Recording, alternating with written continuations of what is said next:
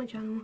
I want to do a video on basically taking control of your life and the concept of not allowing others to dictate it for you. I've definitely done a lot of work on this myself recently. Also, sorry if I'm like talking a bit differently. I can't see myself because yeah, like just wanted to address that. I feel like a lot of like factors come into this idea. The first one that I can put out there, as I've mentioned like so many videos, is that we've moved from an old astrological cycle to a new astrological cycle era, of Pisces to Aquarius, and in that we focus more on ourselves and less on others, and I feel like there can be a lot of like childhood issues, a lot of past trauma, shall I say, that can dictate what, and it's really, it can be, therapy can be needed. Like, it's quite common for therapy to be needed if you have a traumatic past. I've definitely been there, and if you do have that happen, like, there's so many people that are in the same boat, which is nice to hear. But like taking control of your life is something that can be quite a big concept. I'm not talking about having the perfect life, having an image perfect life, having a life that is, you know, perfection or anything, but just the idea of trying to of not being sort of like knocked down or kind of steamrolled by someone else.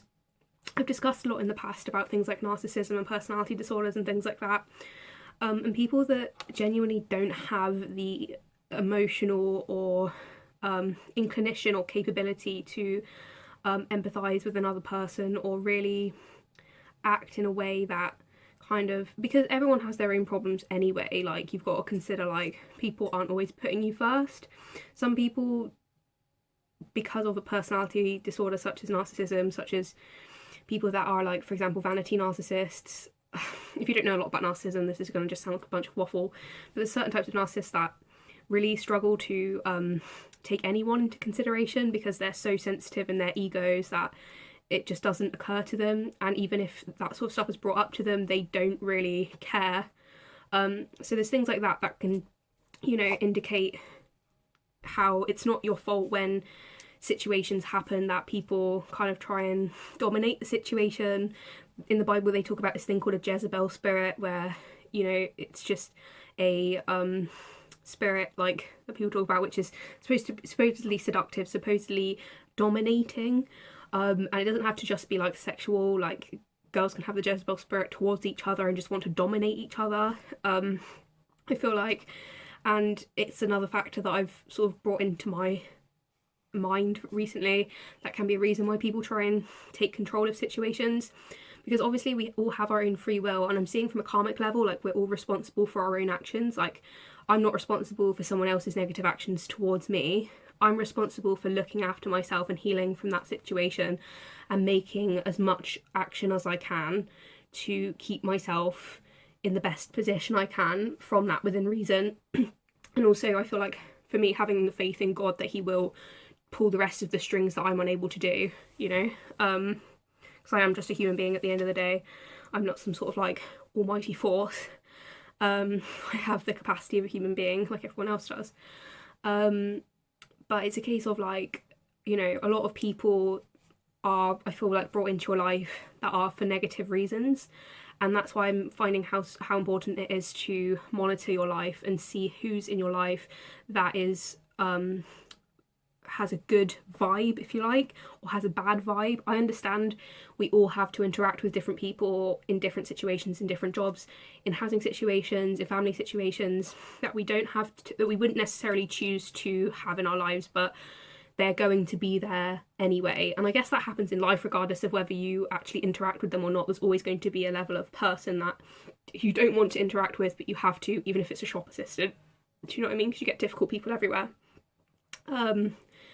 And I'm not saying there's a category of difficult people and there's a category of not difficult people. There's definitely things like narcissism which can create a category of difficult people, and a portion of people that are not narcissistic and don't have those overbearing traits that sort of create that sort of personality. But I definitely have strong narcissistic traits. Like, I'm not saying that I don't. So I'm not like exuding myself, bringing myself out of this. Like, everyone's got their negative traits, whether it's jealousy, whether it's, the need to dominate, the need to bully another person, everyone has their, like, negative things that they bring to the world. And, I'm not in control of karma, I'm not in control of the universe, but I think I'm not responsible for another person's actions towards me. I'm only responsible for myself and how I handle that situation, because sometimes the truth is, like, you can't control a situation, you can't control another person's actions, you can't control the situation you're in order that you have to interact with a person that you don't want to do. Like, I might dislike, a partner of a friend that I've got, for example, which has happened to me in the past, but it's their partner and I will have to at some level interact with them, probably not a lot, but I will, for the sake of my friend, sacrifice that portion of myself which has an energetic disbalance of that, because there's aspects of that which I would find challenging, but I will handle that for the sake of my relationship with my friend if I was ever to be put in that position. And it's not just her. There's obviously going to be toxic or negative people everywhere, but I think it's just really important, again, to reiterate, you are not responsible for another person's actions. You have to, I think life brings you the ability to be smart about these type of situations, whether it means not to blame yourself, to do things or find ways to get away from these people if possible, because they come in adulthood. It's not just childhood that people come along that are negative. Like, negative people exist throughout life. It's just when and where you have to interact with them. They are everywhere, unfortunately. And I'm not trying to pinpoint this onto one person, because I'm sure there's negative traits about me which are going to offend a certain person. For example, if you have narcissism, you might find me quite difficult to handle, because I'm not going to really give a fuck about your ego problems, and I'm just going to be myself regardless. And the fact is, it's important for us all to be able to live in a, like, I don't want to sound like some sort of like entitled being here, or like some sort of like wannabe godly being here, but I think it's just important as an individual, for myself at least, to kind of be able to go with the flow to an extent, in terms of be able to take the knocks from life, but at the same time to understand at a core level, to be in tune with myself for a start, to know myself.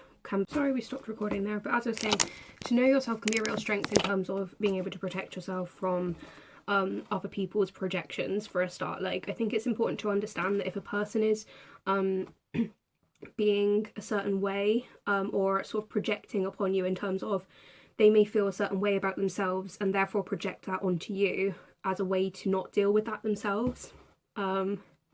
It's really important to understand that as a person and not sort of take it to heart as much as you can, because it's so challenging when you have to deal with these people. And I think this is why it's a sense of go with the flow, a sense of go about your own business, make sure you're incorporating the positive into life, because it's a neurological, physiological response to, if you're in a stressful situation, you don't see the happy stuff, you don't incorporate the happy stuff, you don't take the time to make yourself happy or relax, because your body's in survival mode, and the brain's job at that point, if you're stressed, is to protect itself and to stay alive, basically.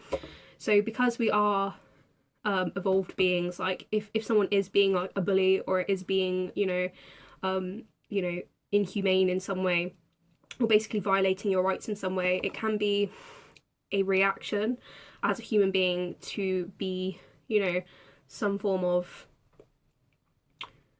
take that into, like, if you're under some sort of attack, be that verbal or just anything, if someone's being pernickety or nasty for whatever reason, it's quite a natural response for your body to react in a scared way. Like if you're, it's natural to perceive that. I think it's also important not to focus on that sort of stuff, due to the fact that it's going to happen anyway, and what you focus on you get more of. But at the same time, like, it's not important to focus on them, but are they going to be a happy person if they're doing that anyway? Like, is that the behaviour of a happy person? Is that a behaviour of a normal person? No. So that's also important to keep in mind. People do have things like psychopathy and or like traits that I've seen. I'm not a psychologist, but things that really just disallow people from understanding from a neurological level their effects on other people, and the lack of empathy to resonate with that, or definitely not take accountability for it.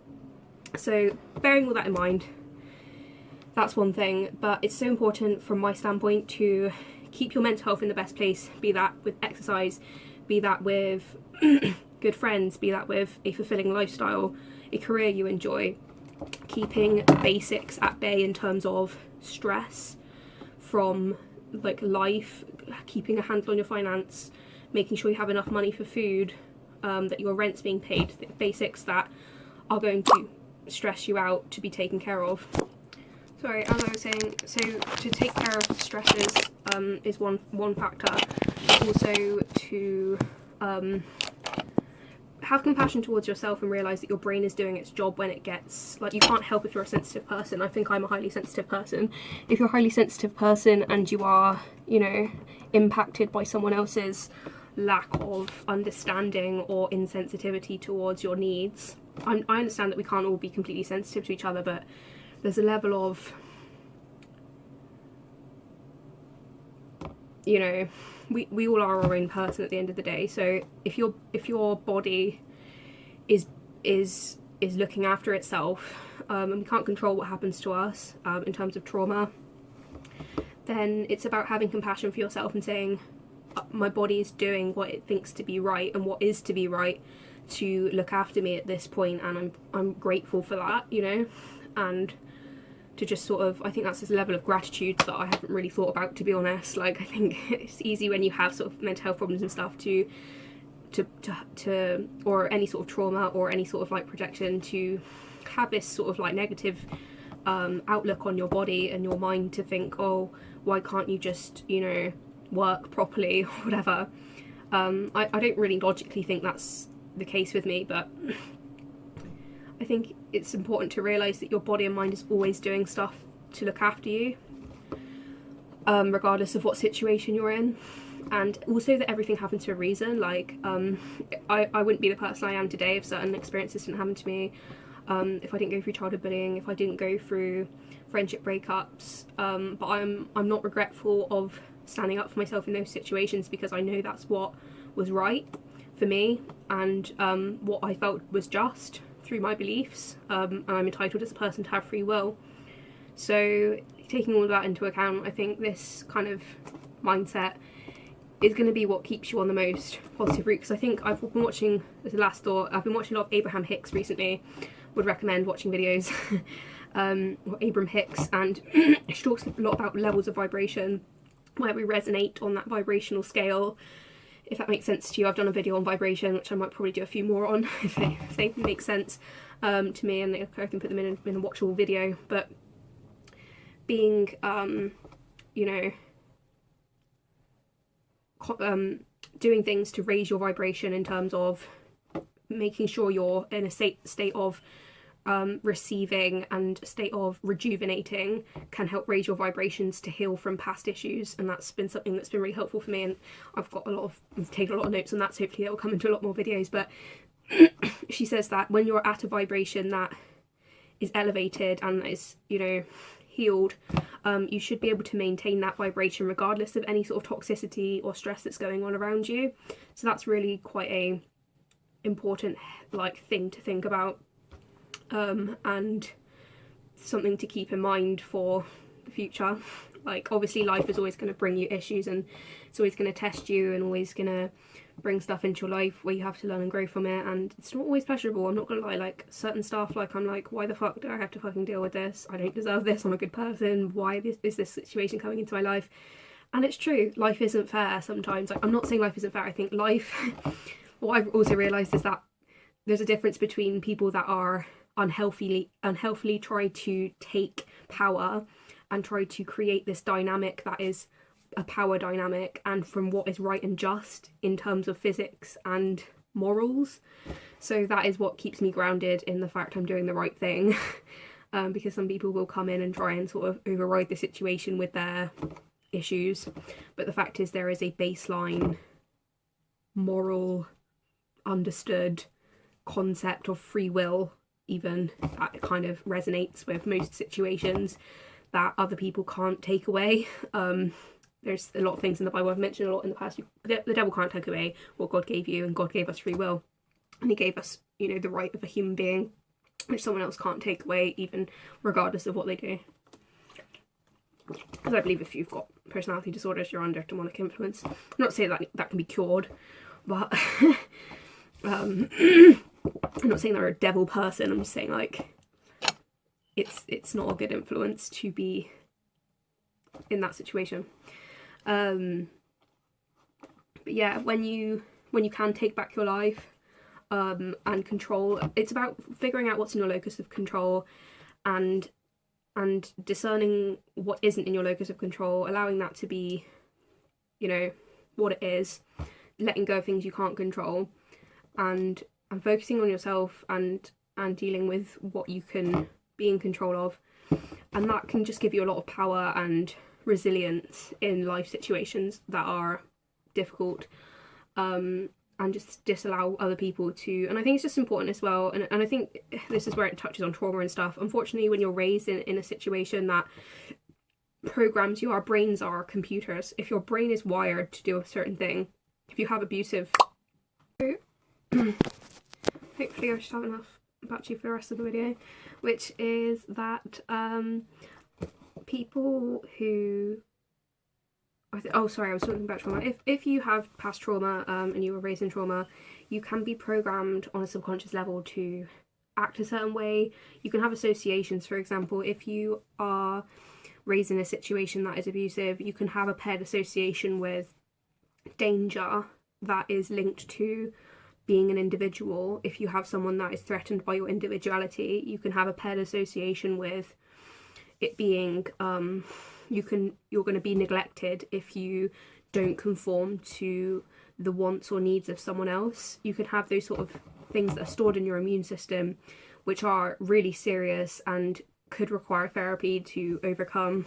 And that sort of thing can put you in a position where you are sort of vulnerable to these types of situations. And